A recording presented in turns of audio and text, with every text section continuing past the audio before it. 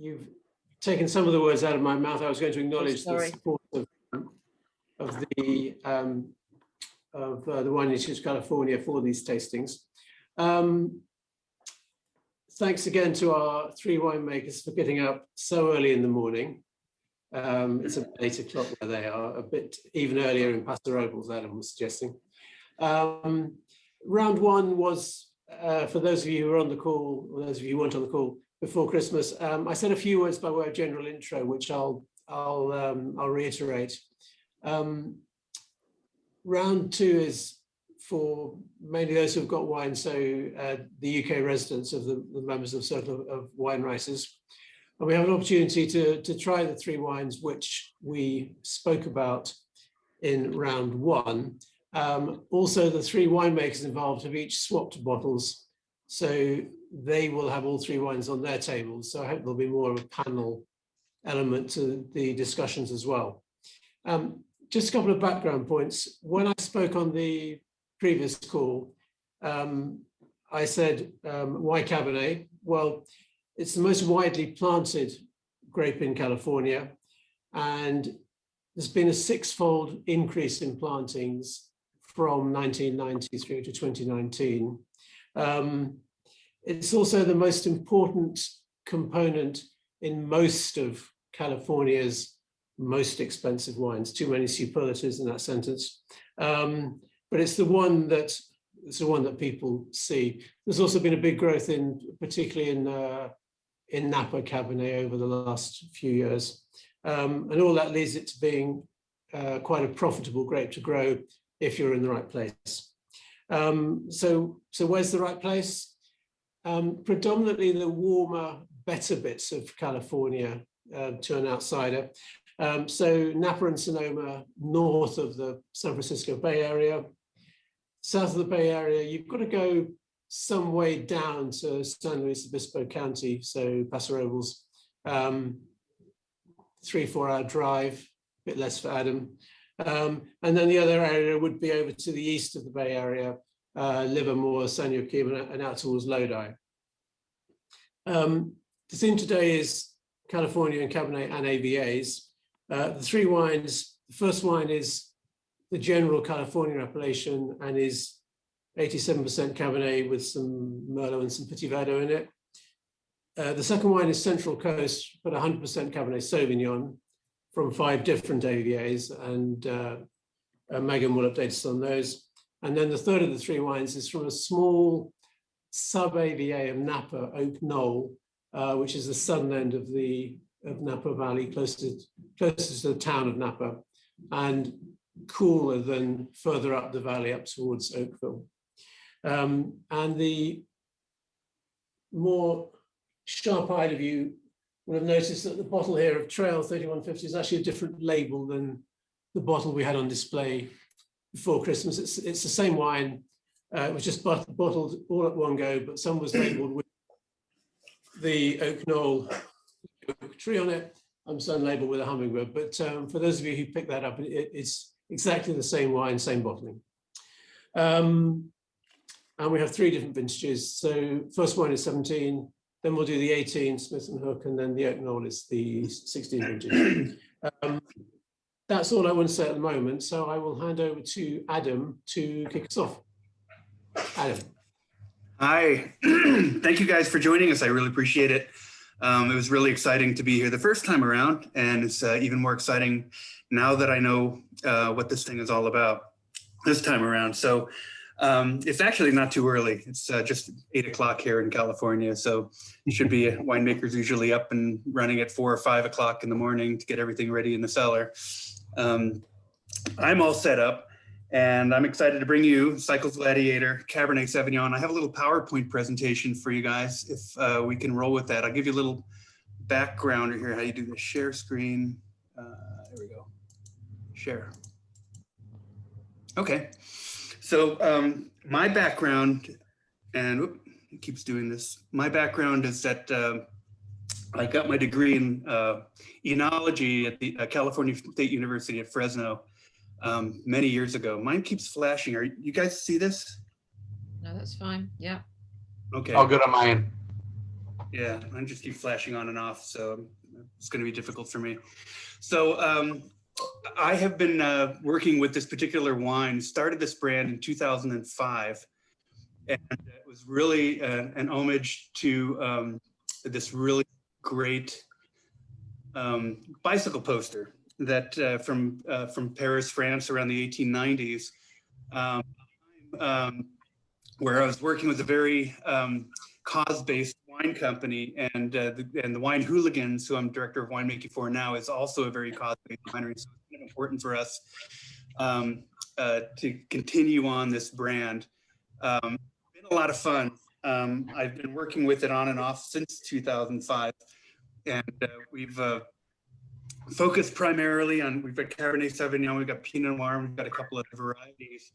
But the brand, for the most part, comes from the central coast of California. I also use vineyards in Lodi and some vineyards in Mendocino. So it truly is a California Cabernet, and it's got a couple other varieties blended into it.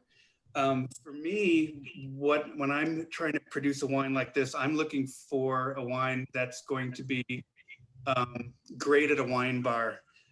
It's got to have all of the components that you would expect from a California Cabernet and be really easily accessible early on.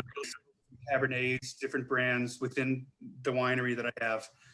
But this one in particular is really supposed to be something yummy that is, again, it's got to have all the benchmarks and characteristics of Cabernet, but it's also doesn't require several years of bottle age. And so it's got to be very, very pleasant and pleasing. So the background of this, it's inspired by the women's suffragette movement. We drew our name from the 19th century French bicycle manufacturer, the Gladiator Bicycle Company. And so we found there's about 5 of these posters left in the world that we're aware of. They're all massive, 3.5 by 5 feet. And just for us, it was it's iconic poster for people who are triathletes and bicyclists. You often hanging up in bicycle shops, things like that. So that's a little bit about the background of the brand. Let me move to the next slide. There we go.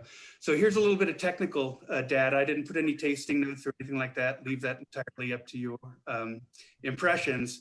But it is a blend primarily of Paso Robles, Lodi, and Mendocino. And Paso Robles, I work with the Truesdale Vineyard, which is about 15 minutes to the east of me, up in the San Pascal Creek area of, or the San Juan Creek area of Paso Robles. Sorry, we have 11 sub-appellations. It is the same vineyard block where iconic California wineries like J. Lohr and Justin and Dow are getting their fruit. So it's a lot of the same flavor profiles. I do blend some Merlot from Mendocino into it, as well as a little bit from the Margarita Ranch, which is the southern end of Paso Robles. It's a very cool climate vineyard. It sits about 1,400 feet right off of near the ocean, and it's very, very cool. Very the Merlot we get there is even bigger than the Cabernet, and so I'll often add Merlot for the purpose of adding more structure to this wine. The Petit Verdot, of course, also comes from Lodi, comes from Mendocino, and that Petit Verdot, I've been working with the grape for about 25 years. It doesn't offer much of anything up front, about tannins and about structure in the back end. It's really great to finish up a wine if you've got a wine that's coming up a little bit short. So 19 months in barrels. We use about 12% new, American and French, mostly American, and then the balance goes into a neutral French and American barrels, and I'm able to utilize once used and twice used really nice French oak barrels that go into a different program for the cycles. So let's go on to the next. This is just a little quick shot of Paso Robles. This is actually the Margarita Vineyard, which is a considerable amount of my fruit comes from. It is at the southern tip of the Paso Robles appellation. And again, if you go any farther south, you drop 1,400 feet into the little city of San Luis Obispo, and then right beyond that is the ocean. So it's got a lot of ocean influence. In fact, are ridiculous. It's all fossilized oysters and clams and crustaceans. I think maybe somewhere between 15,000 and 18,000 years ago, this is undersea. And so it's not that long ago in this grand scheme of things. But the soil is very rich in very calcareous It's got a lot of calcium and magnesium, some sodium in it, and so consequently, it has a pretty interesting impact on the grapes. It allows, for one thing, because of the cool climate and the soil, allows me to hang the grapes much longer than I do all of my other vineyards that I work with. That includes Napa and Sonoma too for some of my other programs. So I'm often picking this stuff in the beginning of November. And what that allows me to do is I have much darker colors, much more structured flavors. The tannins are resolved as opposed to being really bitter and astringent. It requires more time for them to come around and soften. So let's take a look at next one. Here's a Lodi AVA. And Lodi, I'm sure you guys know, it's just east of the San Francisco Bay. It can get very warm during the day, and they get these beautiful, cool ocean breezes at night.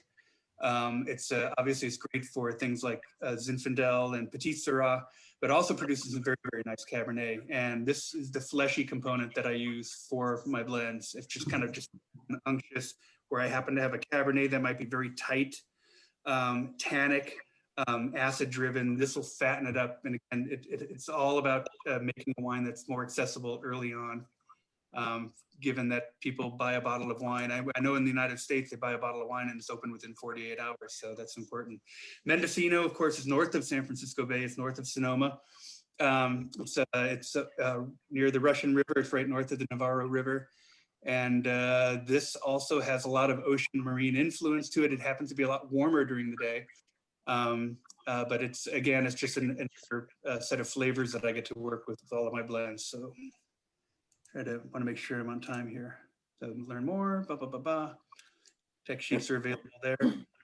And just wanted to point out at the end, the Cycles Gladiator, we partner with a bunch of nonprofits to support women's equality empowerment. We've sponsored women's sports team, semi-pro sports team. This last year was the anniversary of the women's right to vote in the United States. And so we sponsored a number of artists in Tennessee, which was the last state to ratify the amendment that allowed women the right to vote.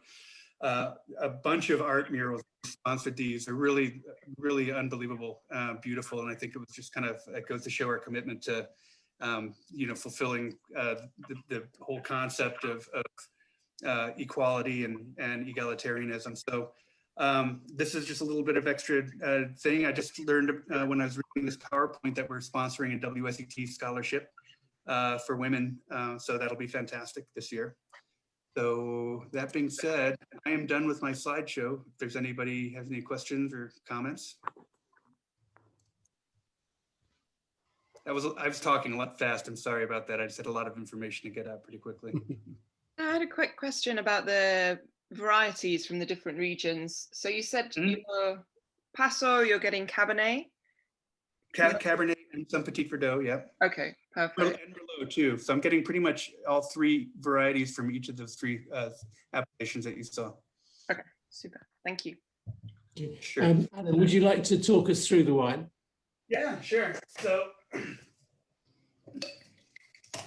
we are under screw cap, understanding that a lot of these wines are at wine bars and are at the restaurants bars, so it makes it a lot easier. So the nose for me, this is really very much the Truesdale Ranch influence. It's a mesa. The vineyard itself is about 900 acres, and it sits on a mesa that's at about 250 to 500 foot elevation above the valley floor. It's at the northern tip we have a mountain range that wraps around Paso Robles from the south to the east.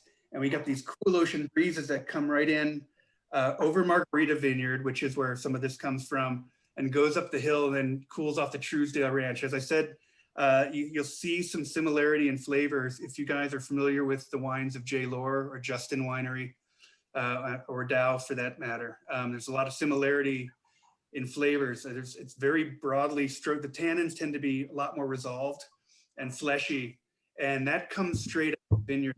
Again, we get to hang the fruit a little bit longer than I normally hang a Cabernet in the various places in California I work with, and the result is that the tannins resolve in the skin as opposed to requiring a ton of oak and thyme and micro-oxygenation from the barrels or in the tanks and stuff to soften. So it tends to be fleshy. The red fruit, I think, comes from the Merlot. And again, I just needed to shore up the back end of the wine, and that's where the Petit Verdot comes in. It really is a pretty powerful. I know I'm not the only winemaker who gets to work with Petit Verdot. It's a pretty great tool to have in the winery if you're looking to flesh something out. So yeah, a lot of dark fruits, fleshy, a little bit of red fruit. It's got a pretty good length to it. Medium weight. It's not something that requires too much effort to appreciate, I think. And again, the whole concept is it's seamless from start to finish, and that's what I'm shooting for. I don't want any rough edges. I don't, you know, if I want something that's really challenging, I'll drink a really nice Italian wine or Spanish wine. But and when do you go on to 2018 vintage? we're actually putting the blend together right now. So we've actually got some 2018 in the domestic market right now. But for the UK market and the rest of the world, actually, that stuff is going in the bottle, I think, sometime in the next couple of weeks. I have to double check. So what we do is, I live in Paso Robles. I make these wines in a little appellation called the Edna Valley, which is just south of San Luis Obispo. And we actually have a facility, a bottling facility, it's up in Santa Rosa, where I make also wines in Oregon. I make wines in Sonoma. And down here, and we have one central location where we bottle everything. We bring it up, and I do the fine tune. We add the the sulfur dioxide and the last minute filtration, and then that's where we bottle it all. Okay, thanks. Just a couple of questions that I've seen come through. Firstly, one on cans. In the UK, we haven't yet imported cans because we're in 37.5 CL, and we're debating whether a half bottle in a can is more than even the average English binge drinker might want to sit and drink in the park. So we're seeing if we can do 25 CL, and we're still working on that. The second question was on the nature of the poster. This was something touched on the previous discussions before Christmas, and I think Adam answered the question very well. It's an original piece of art, and apart from being banned in Alabama some time ago, the overall reaction to the poster has been great. And the third question on RSPs, I'll let Adam come back on the poster. RSPs, we've deliberately avoided telling you what these prices are until you tried all three wines. We didn't want to predispose you to like or dislike any. We do have all the tech sheets, which we can send out afterwards, but we've deliberately not said what the prices are at this stage. Adam, do you want to just touch on the label again? Yeah, and I apologize. I just now clicked on the chat, and there's a whole bunch of stuff going on. So on the label, again, it is a poster during the period, the Belle Epoque period of advertisements in France. There were probably about 150 bicycle posters, bicycle companies at that time, is the best we could figure out, and a lot of them had these beautiful posters of women either in riding on a bicycle with a baguette in one hand down a cobblestone street or through the vineyards, a bottle of wine in the other, various stages of undress. And these adverts weren't at all geared towards men. There's nothing supposed to be sexy about this at all. It's about liberation and about the freedom. Susan B. Anthony had been in Paris at that time period on her World Suffragette tour, and it had declared the bicycle is one of the greatest contributions to women's suffragette because women's liberation, because, for the first time, it actually allowed a woman to get out of the house, to get away from the husband, the kids, go see your friends, get a job, just to transport and get away. And that was a huge, huge step. And so that's what this whole thing was celebrating. I know, we kind of a puritanical, there's parts of the country are still in that phase. Someone had mentioned getting banned in Alabama, and that was true. That was 10 years ago. And I remember, we couldn't pay for that type of public relations. So, the result, what it was some gal in the Alcoholic Beverage Control Office of Alabama took offense to it and complained. And so her boss interestingly enough, the head of the alcoholic beverage control in Alabama, who had to be chauffeured every day to work because he had 5 DUIs. So that I thought was pretty interesting. But they, he just rather thought it'd make it easier just to ban it in the state. And consequently, the states that surround Alabama, our sales went through the roof. It was like people were driving pickup trucks from Alabama up to Tennessee or over to Mississippi or Georgia and like shoveling cases of stuff into the back of their vehicles. So our sales went through the roof. Like I said, you couldn't pay for that. We also had the Ontario Liquor Control Board had a problem with it, and a couple of big chains. But since then, you know, Alabama has backed off. I think the woman's retired. So has the head of the ABC. And I think given someone had pointed out in the newspaper that the Capitol in Alabama is ringed by statues of naked women, you know, in their halls and stuff. I thought they pointed to the hypocrisy of that. Okay. So that's. Do you still send him a holiday basket as a thank you for that? You know, that's actually funny. Yeah, no, his name was Bubba. If that, you know, I'm serious. You can't make this stuff up. But the issue of cans. I'm glad you. Oh, go ahead. I'm sorry, Keith. No, I was about to say, just keeping an eye on the time. Maybe we'll go on to Megan. Unless you've got a very quick point on cans.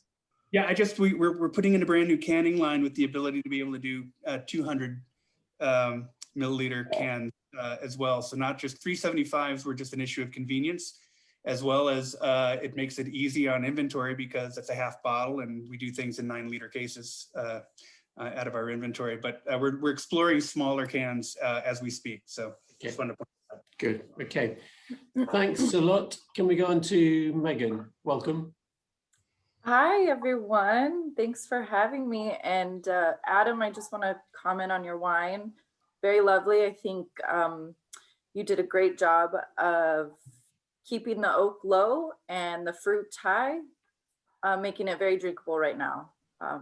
So cheers. Nice presentation. Nice history lesson. Now.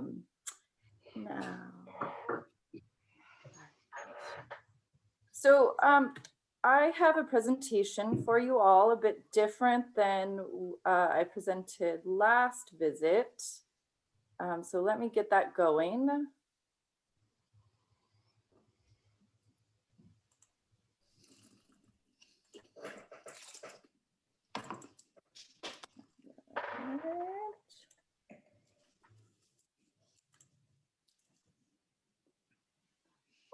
All right.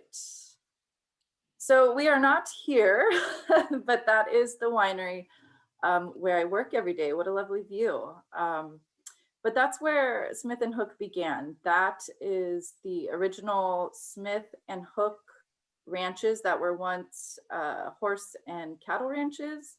So that's where the name Smith and Hook comes from. The founders of Hahn Family Wines, Nikki and Gabi Hahn, wanted to pay homage to those families and keep that namesake. So back then we had tons of Cabernet planted, but as you know, I think I touched on this last time, Cab doesn't grow very well in the San Lucia Highlands, which is now planted primarily to Pinot Noir and Chardonnay. But with that said, we sourced elsewhere for really fruit-driven, very structured Cabernets, and keeping it within the Central Coast. So Adam's wine encompassed, you know, a broader spectrum of California. We went from Lodi, Mendocino to San Luis Obispo. And now we're kind of honing in on California and the Central Coast. We source from 5 different AVAs, and all of which bring something quite unique to this wine, which I find very layered, and that's what's unique about it. It's also 100% Cabernet Sauvignon. And I just want to take you through all these lovely AVAs and kind of give you guys a sense of place and a sense of being and what each of these AVAs bring to the wine and why I use them. So here we go. This is my office right here. All right, and as you can see, the AVAs I use stretch from southern Central Coast in Paso Robles all the way to that red arrow pointing out San Benito, which is, do you guys see my cursor if I use it? I do. Okay, all right. So 5 AVAs. All right, first off, we'll go with San Benito County.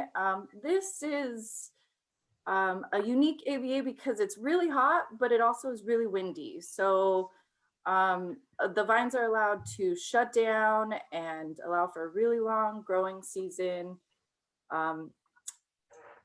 Yeah, really nice wines come from here, and this makes up about 10% of the blend. Moving on to Arroyo Seco, one of my more favorite AVAs. This actually translates into dry riverbed. So you'll find really well-drained soils here. Again, allowing the vines to really mature and ripen throughout the growing season, and not hold on to that water after it rains, which we just got, oh gosh, anywhere from 6 to 8 inches of rains, which is a big deal in the last like 48, not the past 48 hours, but in 48 hours. So this is the closest actually to the San Lucia Highlands AVA. This AVA brings forth wines that are very structured, have a lot of backbone, and I use this heavily. It makes up a good portion of the wine. Is anybody tasting while I'm tasting and smelling? So that's Arroyo Seco, another AVA that ranges in elevation, but here's San Antonio Valley, and this is Layton Vineyard. This is where I grew up actually, and really a good spot for growing awesome Cabernet Sauvignon. It's hot. The nights don't cool down too much. So we usually pick sometime in October, which is really nice because we don't have to usually worry about frost, which makes it easy for the growers. It makes it easy on the winemakers. And this in particular, I just really like working with San Antonio Valley too. We've actually used a couple different vineyards there, all within about like 5 miles of where I grew up. So I saw all these vineyards being planted as like a teenager. So they have some age to them. San Antonio Valley brings forth lots of dark fruit notes, plum, some cherry notes, and a lot of heavy tannins too. Haines Valley, which is just south of San Antonio Valley, very similar. We get a good chunk of vines from here. This makes up, between San Antonio Valley and Haines Valley, it makes up about 40%. Again, structure, some plum notes, and just really easy AVA to work with. Paso Robles, Adam sources from here as well. Paso, oh, lots to say about Paso, but there's many different sub AVAs within the Paso Robles district. We source from a few here. Paso is most notable for the striking cherry notes right off the bat. I mean, very good light fruit notes, strawberry, cherry.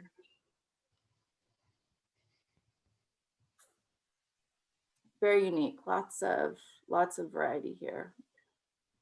Some softer tannins you'll find. The fermentations, what I like most about Paso is they usually finish within 7 days, which makes things easy and less complicated.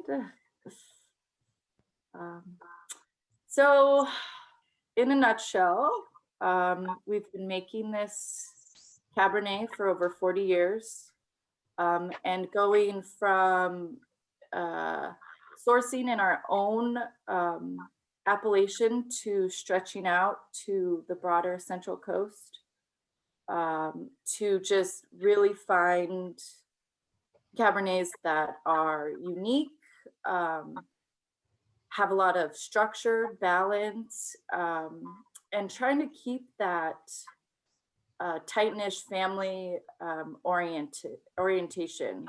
As you know, Han Family Wines is a family-owned operation, so we like to keep that unity between our growers and our relationships with them. Okay, can I ask how you would describe this vintage, Megan? Yeah, does everybody have it? So to take you through kind of some of the winemaking and descriptions of this wine, what's unique about this is we ferment in stainless steel with about 10% being fermented in barrel. But every ounce of this wine touches barrel. So we're talking over 200,000 gallons sees barrel. 60% of that, which is, that's up there in new French oak, barrel, and 40% being the balance, 40% of it in neutral. And this just helps to bring out the complexity and really give you a wine that you're going to be able to drink right away. We do age it for 14 months, but I mean, as you saw in Adam's wine, you don't need to age it. So I really find that all the layers of each of these AVAs bring together nicely balanced wine, very layered, good tannins. On the nose, you'll find lots of dark fruit, that cherry from Paso, a little bit of leather. And then finishing up with nice soft tannins, some good backbone, lots of weight too on this.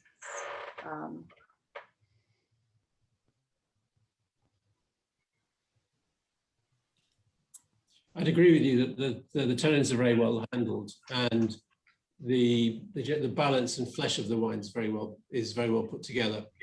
I get a lot of toast and bit of coffee and cinnamon flavors coming through from the aging on it. Yeah, thank you. Yeah, and a part of the long finish too comes from all that time in oak, and like I said, every ounce of it is aged in barrel. So we ferment it, and as quick as I can, I get that wine on oak and into barrel. Excellent. I think we'll call a halt there. Can we go on to Bobby to talk about Trail as time moves on? Thanks a lot, Megan. I thought it was great. Bobby, anything to say about the Smith & Hook before you give us some information about the Trail? No, unfortunately, I drank this bottle before the meeting. I'm sorry. we got them the other day, and we decided to take the kids up to the mountain because we got all this snow. And it took us 8.5 hours because we got hit. We had to go around 80 and go up around Lake Tahoe. So by the time that my wife and I got to the cabin with the 4 kids, it was drinking time. So we opened up the Smith & Hook, and we really enjoyed it in the snow. Thank you so much for those. But yes, I have a short presentation. Obviously, being the smallest of the AVAs and the vineyards and things like that we have to deal with, and also case production. Adam is correct. I have been up since 4, but only because we just recently got a new puppy, and it likes to party early. So I'm going to go ahead and share my screen if I can, and we'll get moving right along.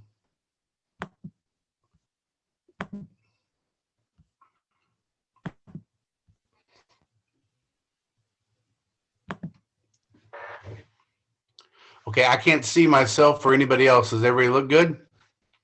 Yes. Okay. So a little bit about myself. I didn't touch on this, I think, last time, but I'm what they call a born-again winemaker, per se.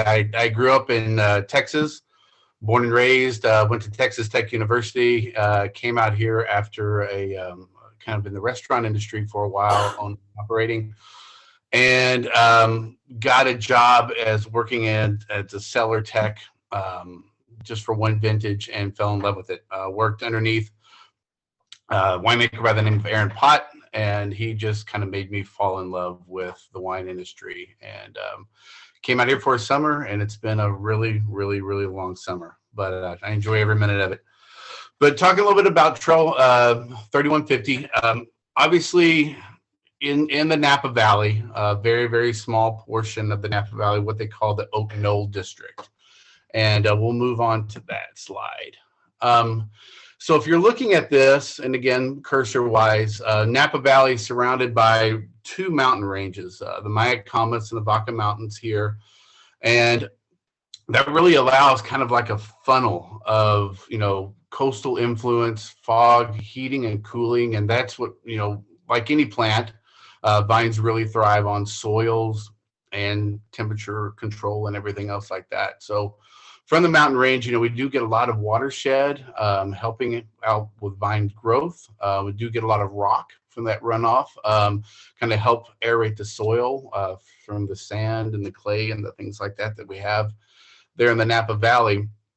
But what makes really, right here, the Oak Knoll District, what they call the sweet spot, different from anything is really, like everything is location, location, location.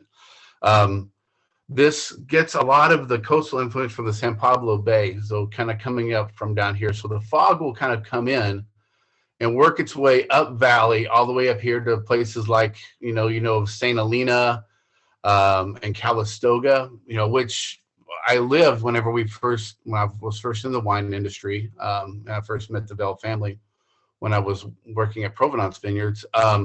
So from Calistoga really down here to Napa and this Oak Knoll District right here, the southern tip of Napa Valley, you'll see anywhere between a 10 and a 20 degree change in temperature lower in the summertime. So it really allows for that, an early bud break for vineyards, for vines, and then that longer ripening time because you get that back and forth, ebb and flow of the fog. And because there's Oak Knoll District, it is the sweet spot of it all because we are warm enough to grow Cabernet and Zinfandel and Cab Franc and Petit Syrahs, but we're also cool enough that, this little sub-AVA right here will also be able to grow, things like Pinot Noir and Chardonnay. So I'll see if I can talk about any other thing about that. So we'll move on and talk a little bit about the vineyard itself. So here's just kind of a wrap up of, what we just talked about. So also here, this is kind of a good picture of how it really looks with the mountain range and the fog that does come in and set in the valley. I live over closer to the coast in a little town called Sebastopol.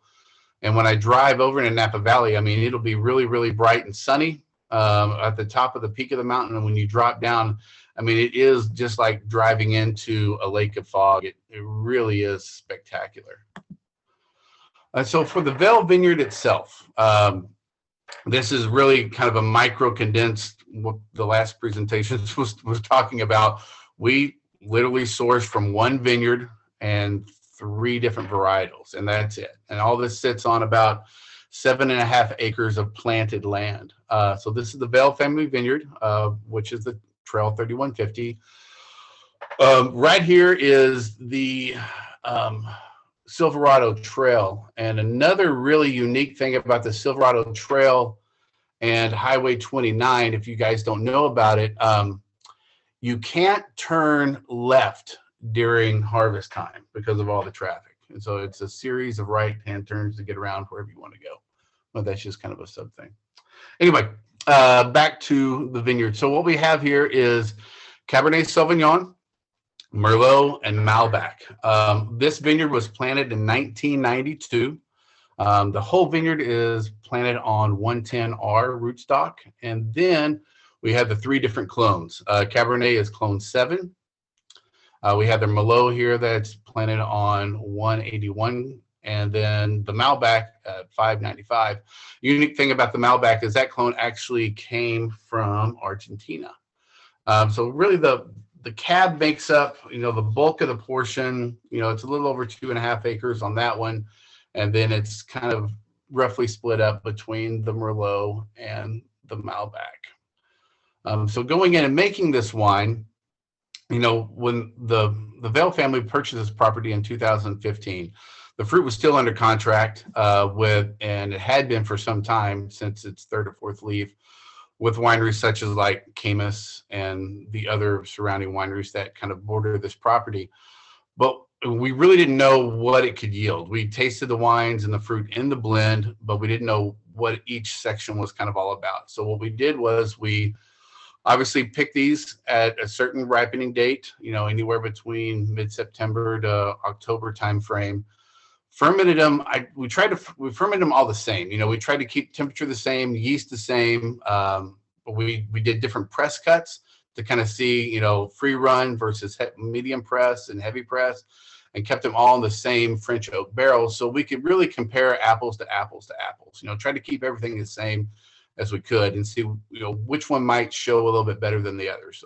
What we found was the blend of a third and a third to third really, really worked well, and was also kind of unique to the area because people do single varietals there, like they'll do a Merlot, they'll do a Cab.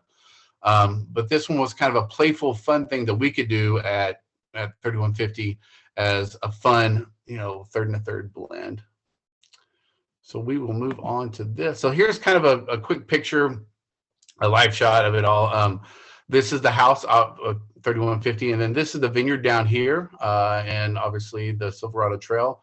So looking back to the west, so you can really get an idea of the Mayacamas mountain range right there and how that kind of comes in. It's just really epic views, and it really helps with that valley fog coolness, and provides that richness and that depth to the wine.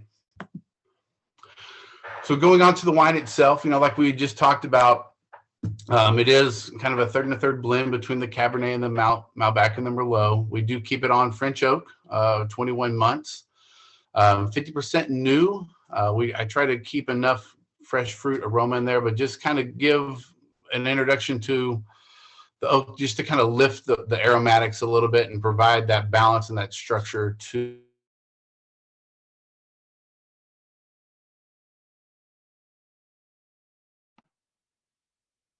You're frozen, Bobby.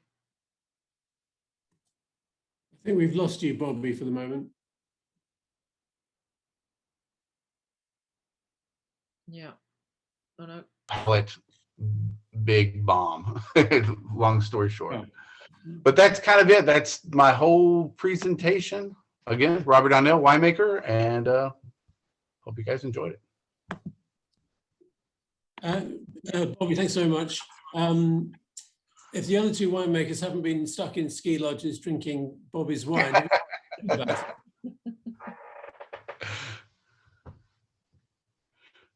Adam. Excuse me, sorry, having trouble hearing. If you've not been stuck in ski lodges, have you anything to say about Bobby's wine that you'd like to pick up? Yeah, actually, I have something to say about both wines. I thought I really liked the structure of both wines, the Smith & Hook and Bobby's wine, and the fact that what I like when I'm tasting a blend and I'm putting together a blend, meritage style blend, something that may have its own unique name. I like a wine that I have a hard time trying to figure out what the dominant variety is, if you can even figure it out at all. And so it's got blueberry from the Malbec, it's got the structure of the Cabernet, it's got the red fruit from the Merlot. And if I were just to taste this right out of the chute, I'd probably have a hard time identifying exactly what's in it, which I think is the mark of a good blend. When you're just putting together something that it really doesn't matter what the varieties are, just trying to make the very best wine. Sometimes I think, it's always been my philosophy as I've been doing one of these style of blends. I just want to make the best, yummiest style wine. I thought it was delicious and a really nice job of the blend. The Smith and Hook, I thought that I just kept going back over and over, and the structure from the mid palate to the back end, I thought was the most impressive part. I mean, it's obviously a beautiful wine, but I like the fact that you couldn't tell whether the tannins came from oak or from the skins, and that I liked about it. They kind of integrated together. You know, oftentimes you get a little bit one too much of the other. It's either too bitter or too grainy. And I thought that all in all, it was just a very seamless wine, and it finished with to me the right amount of tannins. And I thought that was pretty nice. I'm always impressed by what people can do here in California. Thanks, Adam. Megan, anything to add? I just want to comment on Robert's wine. I appreciate your PowerPoint. Very good points you made there. I didn't realize it was a third of each. I must have missed that the last presentation, but very nice wine. As I was tasting them, I had my husband pour them blindly last night. It really stood out as having good structure, good balance, and you could tell that it was aged, it had that length, that complexity to it. So that really stood out to me. But very, very nice wine. Nicely done. I think for me, it was fun just to, as when I go about my day to day, you kind of get stuck into a regime. And being here and living in Sonoma County, I drink a lot of Pinot Noir and Chardonnay and things like that. So we have kind of like a house palate. So for me, it was really fun to taste Megan Adams' wine, just to kind of break myself out of that normal, see what some Paso stuff is all about and things like that, to really kind of get an idea of what other people are doing besides this microcosm of Napa Valley and the Russian River Valley. You just kind of break that shell and to get out and really taste a little bit more. And that was the most fun for me, to really kind of explore a little bit more than what I would do on a day-to-day drinking. Yeah, Okay. it's easy to do to get into a routine. And I love the fact that wines are made in virtually every part of the world now. And I know I judge a lot of international competitions, and it's important to taste everything else and see what's going on and see how improved wine, just in the United States alone, wines that are coming out of Virginia and coming out of Missouri and Washington, Idaho, even in northern Georgia are starting to get pretty fantastic, and people are forgetting about the fact that it takes a long time to figure out what to grow and how to make it. But I think vines can grow pretty much anywhere, and one of these days we'll be tasting good Pinot Noir out of Hawaii if we can figure it out. Someone will. Maybe.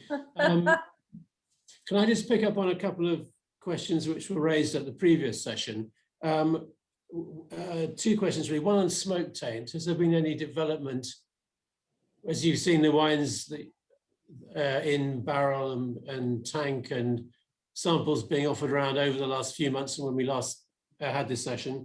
And the second question, though you were mentioning contractual issues and people desperate to get out of contracts because their cellars were full.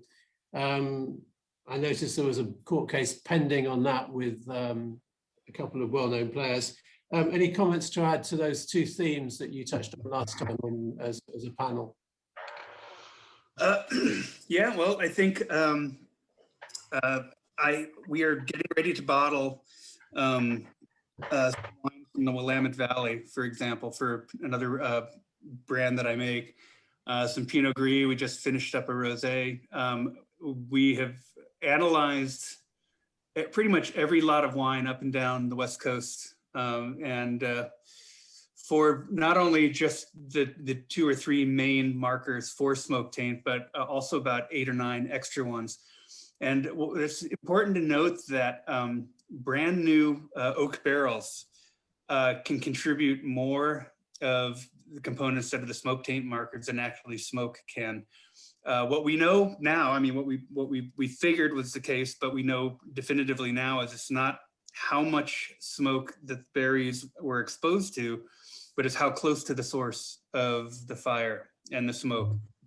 Because the components that cause smoke taint can oxidize very rapidly and become inert.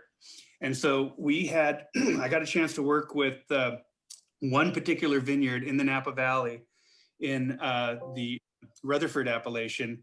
And I got to pick fruit 3 different times, one right after the first fire, one right before the second fire, one right after the second fire.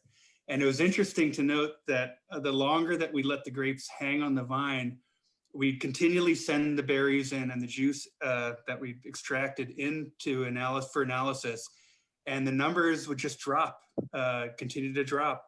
And there's virtually the stuff that we picked the latest, the stuff that had what was arguably the most smoke exposure, had the least amount of smoke taint. And in fact, it's not even perceptible, at least to me. And I'm pretty sensitive to it.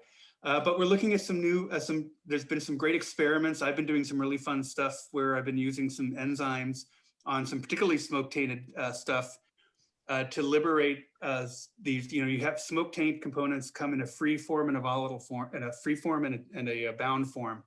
And the free form, the volatile form, is the stuff that you can smell and taste. When it's bound, you can't. And so I've been experimenting with some various enzymes to break apart, make sure all of the smoke taint components come out as free, in which case you can actually run that through an ultra filter and remove those particular components specifically with a packed carbon filter. There's a lot of fun science, there's a lot of that's going on. It's obviously a little too much, but we're learning ways and methodology. There was so much money involved in the fires this year that that there's going to be a lot of research and a lot of money that's been heading towards trying to combat this stuff. University, Oregon State, for example, Davis, obviously the universities in Australia are all working very, very hard on this stuff. So it's been challenging, but it's been kind of fun. I think the biggest problem we're going to have from 2020 is the perception that people are going to have that everything got wrecked, and that's not the case at all. I've got fantastic wines in barrel, and I'm sure as my colleagues here do too.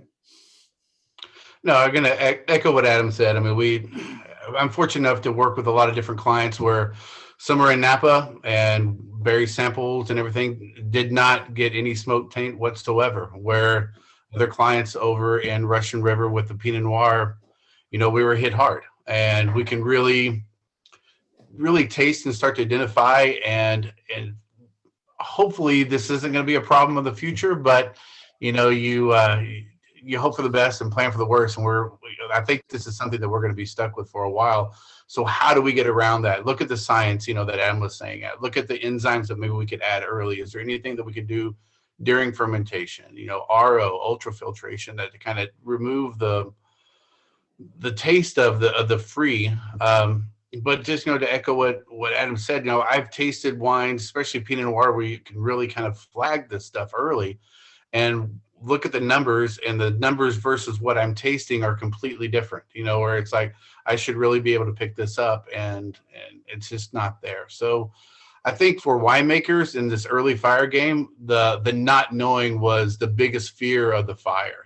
How do we go about this, and how do we, in our craft, make the best product possible for our consumers? And it's just that learning curve is going to be fun for everybody, whether you like it or not. It is challenging, but I think we're going to bounce back from it and learn something very special from this year.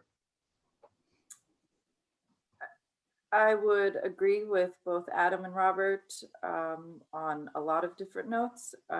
With Han, we were hit hard for our Pinot. We didn't pick any Pinot, but we picked all of our Cab. And we've done sensory evaluation throughout the fermentation process. Even, pre-picking, we did all what Adam was talking about. We did the bucket ferments and, did tons of samples to different labs. 3 different labs were testing for the same thing, different dates. We just ran the gamut of this smoke taint analysis, and I think a lot of it comes down to sensory evaluation. So right now with our cabs, we're sitting on, pretty much everything is, we haven't, as a precaution, I will say we haven't put anything on oak yet for the 2020. We're still sitting in stainless steel tanks, just because we're gonna get a sensory panel on everything. But we've tasted as winemakers, we've you know, done the aromatics, and we're not picking up any in the cabs, which is good. I mean, I've talked about the many different AVAs that we source from, and so far, so good. So yeah, I'm actually looking at putting everything on oak a little bit later this year than past years, but we'll get there. And it was a confusing year. It was a challenging year, but I think there's a lot of learning and development that we are all seeing useful. You know. Good. Thank you very much for that. I see that time has moved on towards 5 o'clock, and I don't want to overrun. If there's maybe any single last question, go ahead. If not, I will hand over to Andrea and Kathleen. Well, I will hand over to Kathleen. Yes, I think it's handed over to me here. I think Andrea thought it would be a great thing to give thanks, because I was, in fact, born in the West, in the very east of Fresno County in California, the daughter of a grape farmer. So what people have said, resonated with me in possibly a slightly different way than with everyone else. But I'm sure I speak for all of the circle in saying we are not only extremely grateful, but it's been such a good session. We've learned so much. And these webinars can occasionally be slightly boring. There was no boring touch of this at all. So I myself am extremely grateful that you gave your time. And may I also say, extremely grateful to have the bottles, because it just matters so much more with the bottles. I mean, you can take down all the notes you want to take, but if you've actually got them in front of you immediately, so as when they're said, you can see immediately what people are talking about. So I'm sure colleagues agree with me that we're very grateful. This has been a wonderful session.